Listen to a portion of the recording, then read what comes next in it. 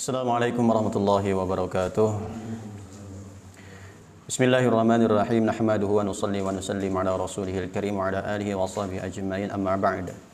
Bismillahirrahmanirrahim. Qala al-musannif ya'ni Imam Ghazali rahimahullahu ta'ala, fa in qila alaysa an-nabiy sallallahu alaihi wasallam qala alaikum bil jama'ah fa inna yadallahi ta'ala 'alal jama'ah wa anna syaitana dhi'bul insan ya'khudhu syadzata wan najiyata wal qasiyata wal fadzata wa qala inna syaitana ma'al fadzi wa huwa minal intsaini ab'ad. Jika dikatakan, bukankah Nabi sallallahu alaihi wasallam telah bersabda, tetaplah diri kalian untuk berjamaah, karena sesungguhnya kekuasaan Allah Subhanahu wa taala atas jamaah. Kekuasaan di sini bisa jadi pertolongan Allah bersama jamaah. Dan sesungguhnya syaitan adalah serigala bagi manusia, sebagaimana serigala kambing. Ia akan menyerang orang yang menyendiri, yang melepaskan diri, yang menjauh, dan yang sendirian. Sebelumnya, ketika kita masuk dalam zaman fitnah, maka kita dianjurkan untuk berkhalwat atau uzlah. Lebih banyak menyendiri, beribadah kepada Allah Subhanahu wa taala. Tapi kan ada hadis Nabi bahwasanya kita dianjurkan untuk senantiasa menetap dengan jamaah. Sebagaimana serigala pada rombongan kambing. Serigala itu tidak akan menyerang kambing yang sedang bergerombol. Ketika kambing itu memisahkan diri, maka serigala akan memakan kambing tersebut. Nah, orang yang menyendiri di sini akan mudah untuk digoda oleh syaitan. Akan mudah diterkam sebagaimana serigala syaitan ini. Makanya kita dianjurkan untuk selalu berjamaah. Dan juga beliau bersabda, sesungguhnya syaitan menyertai orang yang sendirian dan ia sangat menjauh dari dua orang. Sekilas hadis-hadis ini bertentangan dengan pentingnya uzlah, bertentangan dengan keutamaan untuk berkholwat. Bagaimana korelasinya? Maka ketahuilah bahwa hadis ini telah diberlakukan, memang betul. Hadisnya sahih lagi. Dan disebutkan juga, baitaka wa alaika bil khassah wa da'amral 'ammah. Menetaplah di rumahmu dan mesti bagimu mengurus hal khusus pribadi dan tinggalkanlah urusan umum. Ini perintah uzlah, tadi perintah untuk berjamaah. Maka beliau telah memerintahkan beruzlah dan menyendiri di zaman yang buruk dan tidak saling bertentangan dalam sabda beliau sallallahu alaihi wasallam, dan semestinya digabungkan antara dua hadis tersebut dengan daya upaya anugerah Allah Subhanahu wa taala. Jadi sebenarnya dua hadis ini tidak bertentangan, ya. Maka kita akan cari jalan bagaimana menggabungkan dua hadis ini. Yang satu menganjurkan untuk menyendiri, berkhalwat, beribadah kepada Allah, yang satu menganjurkan untuk berjamaah. Bagaimana ini korelasinya? Maka aku katakan, ya, Imam Ghazali berkata, alaikum bil jamaah, mestinya diri kalian untuk berjamaah ini mengandung tiga tujuan.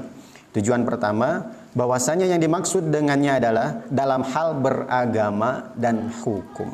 Sebab umat ini tidak boleh berkelompok atas dasar kesesatan. Ya, betul. Berjamaah sangat dianjurkan.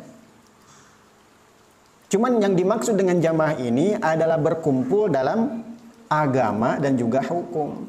Kalau berkumpulnya di pengajian, berkumpulnya dalam sholat berjamaah, apalagi sholat Jumat, berkumpulnya dalam hal keagamaan, maka inilah maksud hadis tersebut. Maka mengoyak kesepakatan para ulama dan hukum dengan menentang apa yang menjadi pegangan mayoritas umat dan menyimpang dari mereka adalah batil dan sesat. Inilah maksud dengan berjamaah di dalam agama dan hukum. Ketika ada satu hukum, kesepakatan ulama hukumnya A, tapi sebagian ulama mengatakan hukumnya B, maka kita ambil yang banyak, yang mayoritas ulama. Nanti kita kalau belajar fikih akan menemukan jumhur ulama, lebih banyak ulama yang berpendapat seperti ini. Itu yang kita ambil. Contoh yang lain, mayoritas ulama mengatakan bahwa riba itu haram. Tapi ada satu atau dua ulama yang mengatakan diperbolehkan. Maka kita ambil yang mana? ambil pendapat yang mayoritas. Itulah maksudnya berjamaah di dalam agama dan hukum.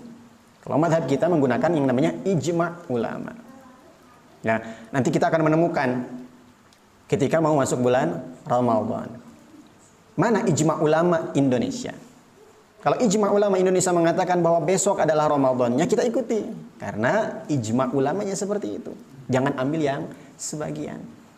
Karena sabda lain, Rasulullah SAW bersabda, umatku tidak akan berkelompok di dalam kesesatan. Ya, maka kita selalu mengambil pendapat yang mayoritas. Adapun jika seseorang beruzlah dari jamaah untuk perbaikan dalam agamanya, maka hal ini tidak termasuk dalam hal itu sedikit pun.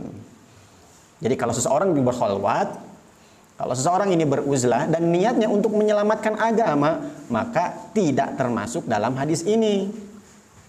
Karena sama-sama tujuannya adalah untuk agama. Yang satu berjamaah untuk agama, yang satunya lagi berkholwat, beruzlah untuk menyelamatkan agama. Kenapa? Karena zaman sudah rusak. Makanya dalam video sebelumnya, dalam pembahasan sebelumnya disebutkan, kholwat yang terbaik adalah memperbanyak ibadah di rumahnya kalau tidak ada perkumpulan tentang agama. Kalau di luar ada majelis ilmu, dia tetap ikut majelis ilmu. Sholat tetap berjamaah, Jumatan tetap Jumatan. Selebihnya tidak melakukan kegiatan-kegiatan atau perkumpulan, pergaulan yang mungkin akan merusak agamanya. Itu kholwat yang terbaik. Ada jamaahnya, ada kholwatnya. Yang kedua, maksud tujuan dari jamaah. Mestikan diri kalian untuk berjamaah adalah dengan kalian tidak memutuskan diri dari mereka dalam sholat-sholat Jumat mereka dan sholat-sholat jamaah mereka dan semacamnya. Karena sesungguhnya dalam berjamaah itu terdapat kekuatan agama, kesempurnaan Islam dan membuat jengkel orang-orang kafir dan para pengingkar. Dan tidak kosong hal itu dari berbagai keberkahan dan perhatian dari Allah Subhanahu wa Ta'ala. Karena itu kami berpendapat, sesungguhnya hak kewajiban orang yang menyendiri atau uzlah adalah bermasyarakat dengan orang-orang di dalam kumpulan-kumpulan umum dalam hal kebaikan dan hendaknya ia menjauhkan diri dari mereka dalam perkawanan dan pengumpulan di urusan lainnya. Karena hal yang ada di dalamnya berupa berbagai macam bahaya. Ya, jadi tetap sholat Jumat, majelis ilmu, sholat berjamaah, kita berkumpul. Karena di dalam jamaah ini ada kekuatan untuk meningkatkan agama, meningkatkan iman, meningkatkan Islam. Dengan syarat kumpulannya orang-orang yang baik. Dan juga di dalam majelis yang baik. Bukan hanya sekedar nongkrong-nongkrong tidak jelas. Jadi tidak berlawanan antara hadis menyuruh untuk uzlah atau khalwat dan juga hadis menyuruh untuk berjamaah. Dan ketiga, sesungguhnya ketentuan berjamaah itu diberlakukan pada selain zaman fitnah untuk lelaki yang lemah dalam masalah agama. Adapun laki-laki yang pandai lagi kuat, yakni para ulama, dalam mengemban kepentingan agama Allah Ta'ala apabila ia telah melihat zaman fitnah yang telah diperingatkan oleh Nabi SAW kepada umat tentang zaman ini, dan beliau telah memerintahkan mereka untuk beruzlah di zaman tersebut, maka beruzlah lebih utama baginya karena terdapat sesuatu di dalam pergaulan interaksi sosial berupa kerusakan dan bahaya. Dan maksudnya hadis, Rasulullah menganjurkan kita untuk berjamaah itu ketika bukan di zaman fitnah. Kalau sudah masuk di zaman fitnah, maka kita tetap dianjurkan untuk beruzlah. Bahkan dalam pembahasan sebelumnya disebutkan juga di sini bahwa ulama itu kan sebenarnya tidak boleh untuk beruzlah, untuk khalwat, karena dia tetap dibutuhkan ilmunya di kampungnya, di desanya. Tetapi kalau fitnah sudah benar-benar merebak, saling tumpang tindih di mana-mana sudah terjadi. Di mana-mana sudah terjadi fitnah. Maksiat sudah jadi kebanggaan, bukan hanya sekedar sulit untuk dihindari, tapi menjadi kebanggaan maksiat itu. Kalau disebutkan keburukan itu 99%, kebaikan cuma 1%, maka ulama pun tetap diperbolehkan untuk uzlah.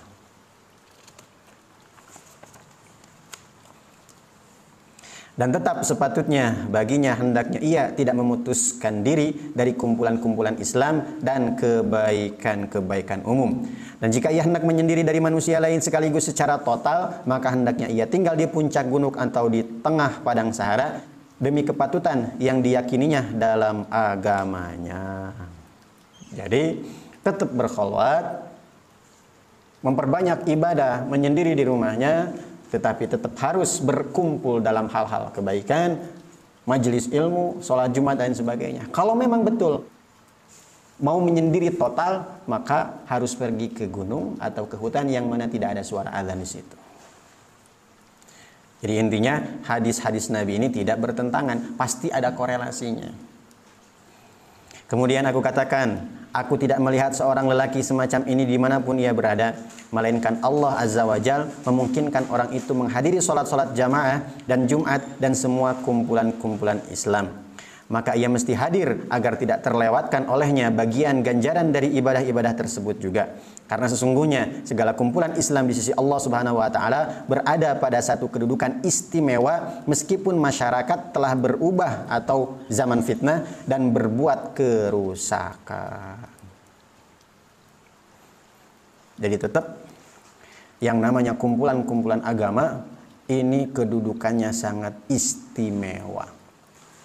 Kalaupun kita mau beruzlah, kalaupun kita tetap mau berkholwat. Saya sudah nggak mau bergaul lagi, saya pengen memperbanyak ibadah di rumah, silahkan. Tapi kumpulan-kumpulan agama seperti pengajian, seperti majelis ilmu, majelis zikir, sholat berjamaah, ini jangan ditinggalkan. Setelah beres kajiannya, setelah beres sholat berjamaah, pulang lagi. Memperbanyak ibadah di rumah. Meski zaman sudah rusak, tetap yang namanya kumpulan agama harus dihadiri.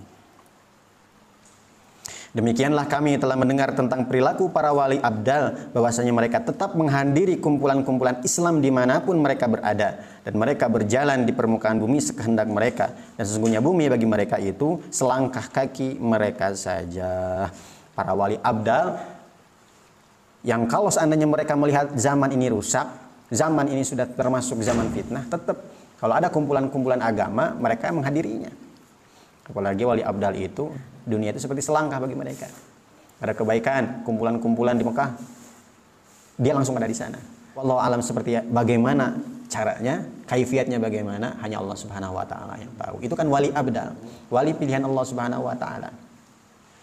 Tapi biasanya wali abdal itu nggak akan ngaku. Kenapa antum nggak Jumatan? Saya Jumatan di Mekah. Nggak ya. Biasanya tersembunyi. Dan yang tahu wali abdal siapa? Ya wali lagi. Tidak akan ada yang mengetahui seorang wali kecuali wali. Bukan wali band, ya, tapi wali betulan. Kalau orang mengaku wali, diyakini itu bukan wali. Ya, yang namanya wali itu tersembunyi, tidak akan ada yang mengetahuinya kecuali wali juga. Wali kok ngaku-ngaku, itu bukan wali. Dalam beberapa khabar disebutkan, sesungguhnya bumi dilipat oleh Allah untuk mereka, yaitu wali abdal, dan mereka disanjung dengan berbagai penghormatan, dan mereka disambut berbagai macam kebajikan dan pemuliaan. Maka alangkah berbahagianya dengan hal-hal yang mereka peroleh dengannya. Dan semoga Allah Subhanahu wa taala berkenan memperbaiki kedudukan orang yang telah lalai dan memikirkan perihal penyelamatan dirinya, dan berkenan membantu para pencari yang belum mencapai kepada tujuan seperti orang-orang semacam kita. Amin ya Allah ya Rabbal alamin. Jadi dalam beberapa khabar, bagi para wali abdal itu bumi itu seperti dilipat, yang jauh seperti dekat. Dan sungguh telah terbesit olehku dalam menggambarkan kondisiku beberapa bait syair, yaitu telah berhasil para pencari dan tersambung suatu hubungan, dan berbahagia para pecinta dengan para kekasih. Sedangkan kami masih tetap terombang-ambing dalam ketidakmenentuan antara batas tersambung dan terjauhkan. Kita ini masih bingung dalam ibadah, belum istiqomah, masih terombang-ambing. Maka sungguh beruntung orang-orang yang sudah sampai. Kalau kita sholat terus, maksiat, jalan STMJ. Belum istiqomah ibadahnya, belum istiqomah betul-betul menjauhi seluruh maksiat. Lanjutkan syairnya. Kami mengharap berdekatan dengan hal yang jauh, dan inilah hakikat kondisi suatu yang mustahil tercapai bagi orang-orang yang berakal. Maka beri kami minum darimu dengan seteguk kasih yang dapat menghilangkan kegelisahan, dan kami menunjukkan ke jalan kebenaran. Wahai penyebab kesembuhan berbagai penyakit, wahai penyembuh luka-lukaku dan wahai penyelamatku dari sakit berkepanjangan, aku tidak tahu dengan obat apa aku mengobati sakit-sakitku ini. Sulit sekali untuk menjauh dari maksiat. Nggak tahu obat apa yang harus kita minum atau amalan apa yang harus kita kerjakan. Atau dengan apakah aku dapat beruntung di hari perhitungan atau di hari hisab. Ini sebuah syair.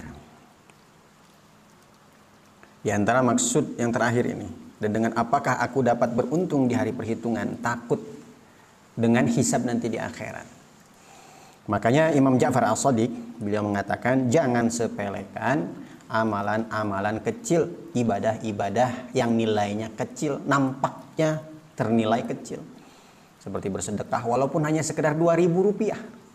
Nampaknya kecil, karena sekecil-kecilnya ibadah itu akan menyebabkan ridho Allah Subhanahu wa taala, akan memperberat timbangan nanti di akhirat. Dan jangan juga menyepelekan dosa kecil, karena sekecil apapun itu dosa, ada murka Allah, akan menjadi pemberat timbangan keburukan. Jangan sepelekan amalan kecil, baik itu ibadah ataupun maksiat. Seperti kisahnya Imam Ghazali. Beliau bermimpi bahwa beliau akan dimasukkan surga bukan karena dari karangan kitabnya, bukan karena dari ilmunya, dari ibadahnya, bukan, tapi gara-gara menolong seekor lalat yang masuk ke dalam tintanya. Hanya menolong seekor lalat ini menyebabkan Allah ridho di dalam mimpinya. Ada juga seorang perempuan pelacur. Pada suatu hari beliau pergi ke padang Sahara. Di situ dia melihat seekor anjing yang kehausan. Dibukalah sepatunya, mengambil air dalam sumur dengan sepatunya tersebut, memberikan air minum kepada seekor anjing. Dengan sebab amalan kecil tersebut, Allah ridho. Akhirnya Allah memberikan hidayah kepadanya, membuat dia tobat, kemudian mendapatkan ridho Allah. Tapi ada juga seorang yang ahli ibadah. Malamnya tahajud, siangnya puasa. Banyak bersedekahnya, tapi gara-gara mengurung seekor kucing, tidak diberi makan sampai mati, maka dia masuk neraka. Jadi jangan sepelekan amalan kecil, apalagi yang besar. Yang kecil aja jangan sepelekan, apalagi yang besar. Dan kiranya terkatupkan sekarang tali kendali ujung-ujung jari, aku usaikan syair-syair ini, dan kita kembali kepada pembahasan yang menjadi tujuan berupa perihal uzlah, karena sungguh kami telah keluar dari ikatan bab. Pembahasan uzlah ini terpisah ya tadi sama syair yang ditulis oleh Imam Ghazali rahimahullah ta'ala.